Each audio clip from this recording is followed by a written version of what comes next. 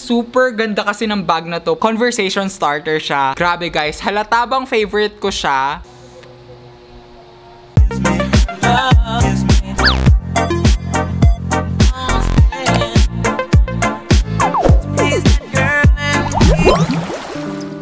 Hey guys! Hey guys, it's me Cedric, so welcome back to my Ding Ding Ding channel. So yan, for today's vlog, I feel like alam nyo naman na ang gagawin natin. Ipapakita ko sa inyo lahat ng favorite products ko for the month of August dahil September na. In short, Merry Christmas guys! Pasko na dito sa Pilipinas. Hey you! Subscribe! Ang di mag-subscribe, di masarap ulam. If gusto nyo makita lahat ng favorites ko for the month of August, just keep on watching. And if di nyo pa ako follow sa Instagram, make sure to do so. Ito siya, it's Cedric Salihio. And if di pa kayo nakasubscribe, make sure to subscribe and hit the notification bell para di kayo makamiss ng video ni Chris said. And if you want to help a brother out, don't skip ads. Kaya yung without further ado, happy budol. Feel ko naman sanay na kayo. Lahat ng papakita kong products ngayon, I will leave the links down in the description box para di kayo mahirapan mag-check out sa Shopee. And if you're looking for a sign, i-check out mo yan. Kasi favorite ni Kuya said, malay nyo, maging favorite nyo din. First category is fashion. So for fashion, I've showed this already sa previous Shopee hauls natin. Pero grabe, super naging favorite ko sila. These are Overrun band tees. Ito, Justin Bieber na Peaches. Para siyang concert merch. Tapos this one, ito talaga yung favorite ko. I feel like you've seen this in every vlog. As in, laging ito yung suot ko kasi super comfy niya. Tapos ang ganda ng tela. Ang ganda pa ng design. And it's army green. Kaya gustong gusto ko siya. So this is Nirvana naman. Super nice lang na itong mga to. Tapos they're so affordable sa Shopee. Lalo-lalo na yung mga mukhang vintage band t-shirts katulad nito. This one. So yan, mag-shoutout muna tayo sa mga comments sa last video. So shoutout kay Grace, Glenn, Reynold, Darwell, Carol, Kian, Bea, Chris, Jimwell, Dale, Nigel, Benedict, Oh My Vicong, lastly kay Frank. Gusto nyo ma-shoutout sa next video, mag-comment lang kayo down below ng paborito. So yan, gusto nyo ma-shoutout, mag-comment na kayo. And yeah, back to the video.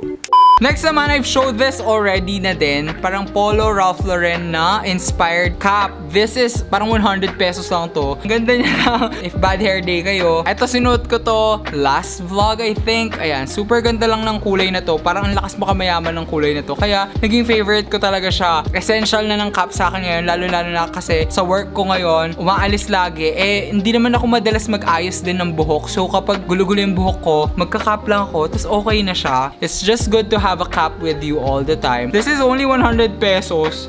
Tas ang ganda na niya. Like, look at the embroidery. Next naman ito, I feel like ito magagamit nyo to. Lalo-lalo na if you like bringing clothes. These are portable hangers na super gaan. As in, super gaan lang nila. Ayan, plastic lang kasi sila. So, as you can see, nafo-fold siyang ganyan. Hanger lang siya.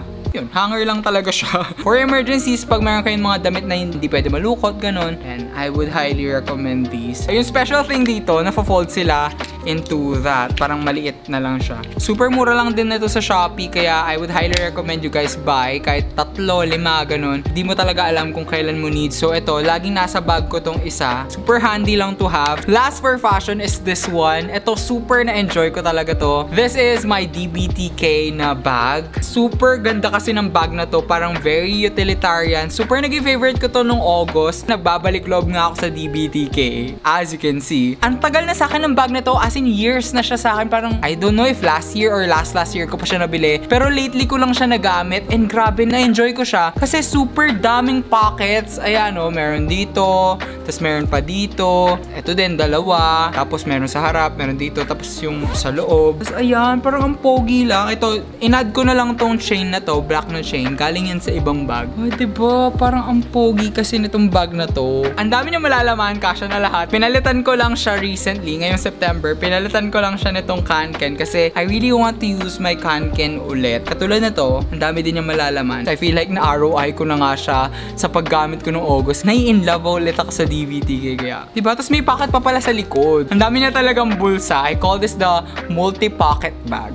Next category naman is tech. So for tech, this one is my tripod. So ito na-discover ko lang to sa Shopee. Perfect na perfect sa mga iPhone users. Kasi it's MagSafe. So ayan siya. Tapos ang haba niya na. Parang pwede ka na mag-selfie outside. Ito yung ginagamit ko pag nagpa-vlog sa phone. Super handy niya lang. Tapos yun nga, MagSafe siya. Pwede ka din mag-TikTok if want mo mag-TikTok. Pero mostly ako ginagamit ko siya pag ganyan. Kasi nga, pang New House Diaries vlog natin. Ang tagal ko ng vlogger pero ngayon lang ako na-in-love sa tripod that much. Kasi super handy niya. Super dali. As in, it's very portable lang.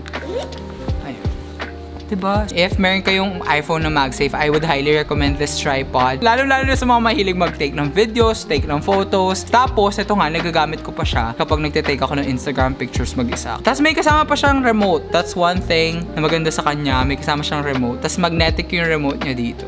Super nice ito. Next naman is this one. If nakikita nyo, yellow na ang Kindle ni Kuya Seth. Meron ako nakitang store sa Shopee that sells customizable skins for your tech. So, pwede sa phone, pwede sa mga tablets, anything. Sabihin nyo lang yung unit nyo sa kanila and bahala na sila sa measurements nun. Super dalang ng skins and accessories for the Kindle Oasis. Kasi parang higher model na siya ng Kindle. Tapos baka sakali lang ako, meron po ba kayong skin for Kindle Oasis? Tapos sabi nila, we can customize. So, ayan. Whew! Grabe, buti na lang nakahanap ako. Kasi now, terno-terno na lahat ng devices. If you guys remember, yung iPads ko, yung iPad Pro ko, and yung iPad Mini, nakaskin din silang yellow na carbon fiber. And ito, pinagaya ko lang. Nilagyan ko lang ng mga random stickers. Ito, sticker na to. Got this dati nung kakastart ko lang ng YouTube. Itong sticker na to. Ako yan. Tapos mga streetwear brands, Aesthetic, DBTK, and Gnarly. Tapos, picture lang ni Mingyu. Eye-catching niya ngayon. As in, ang ganda niyang tignan. And syempre, love na love ko yung yellow. Kaya super na-enjoy ko yung Kindle ko ngayon. By the way, isingit ko lang ito yung current read ko.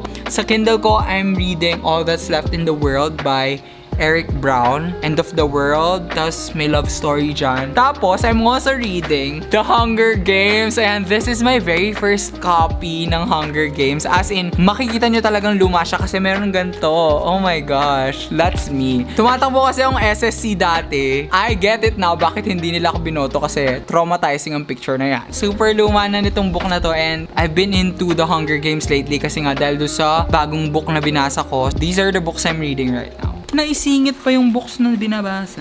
Ayun na nga, if you're looking for a skin for your mobile devices or your gadgets, I would highly recommend this shop from Shopee. I will leave them down below. Lahat ng tech products pwede nilang gawan ng skin. Next naman for tech, eto, maybe nakita nyo na to before. Hinol ko siya dati. These are Decoden phone cases. Ayan, super naging favorite ko sila kasi parang conversation starter siya. Everywhere I go, pag mayroon akong nakakatabing tao, lagi nilang sinasabi na cute yung case ko, saan ko daw nabili. This one is Oreo themed. Ayan siya, parang cute kasi Oreo. This one naman is Tide theme. These are from Banana on TikTok. I highly suggest you guys follow her. Ang galing niya talaga mag-customize din ng mga Decoden stuff. I'm using this one kasi nga, super na-addict ako sa blue lately. This one, itong wristlet naman, customized as well. Pero this one is from Charms Boulevard. Na-mention ko na din sila before dito. And if naghahanap kayo ng mga lanyards, na mga wristlet na ganito, na customized, Charms Boulevard on TikTok. Customized phone accessories from TikTok. I will leave their links down below. Next category naman is skincare and makeup. This one is a boodle from TikTok. Envy Lip Serum for Men. And at the same time, parang skincare to kasi parang siyang lip serum.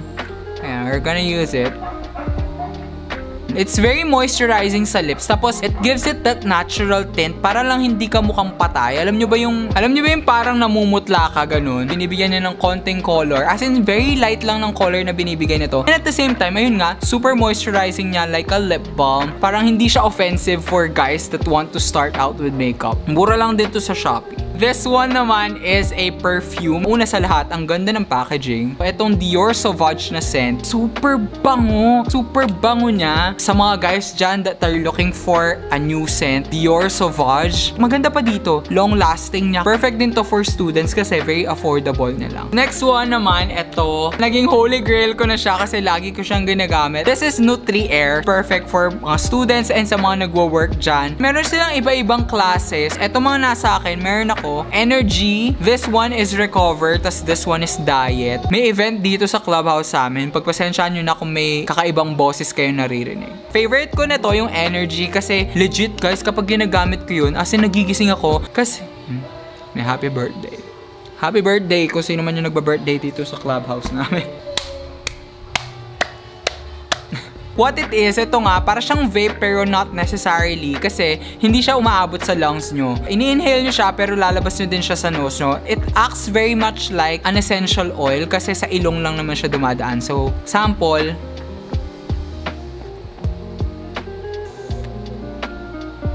For me, it works talaga. Hindi ko alam kung nasa isip ko lang na gumagana siya. Pero talaga, iaanuin ko yung ano. Super sigaw naman tong MC.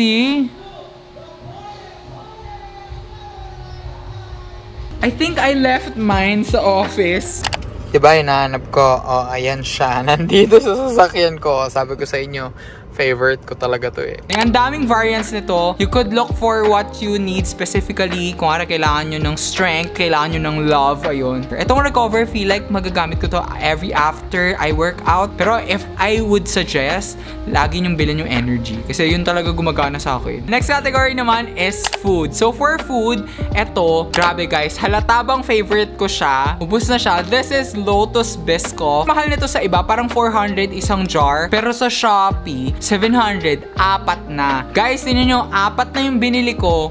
Ubus na lahat. Ganun ko siya ka-favorite. If you guys know Yao Yao, eto lagi yung binibili ko, yung Biscoff. So, I've tried. Naghanap talaga ako ng Biscoff na mabibili. Tapos yun, nakita ko to sa Shopee. Minsan, kapag nakatrip ako, bumibili ako yogurt, tapos sinahalo ko to. Homemade Yao Yao. Madalas kong gawin, bumibili ako ng Skyflakes. Dinidip ko siya. Yun yung dahilan bakit ubus na yung Biscoff na to. Kasi, yun nga dahil doon sa Skyflakes. If you haven't tried Biscoff, saan planeta ka galing? If naghahanap kayo ng new palaman to try, super sarap talaga ng Biscoff. If like sale, I would buy again. Next naman, ito. Kuya said, ano yan? McDo released a new iced coffee. Para siyang iced coffee with cereal milk. Lasa siyang horchata. For some reason, diniscontinue nila. Parang agad-agad face out. As in kaka-release lang, tapos finase out agad. Ayun, nasad nga ako nung finase out. Eto, Coke na lang to. Nagulat ako, parang wala mang 1 week. Face out na agad. So sabi ko, sayang naman. Alam niyo, ang sakit-sakit yung napamahal ka na, tapos iiwan ka lang.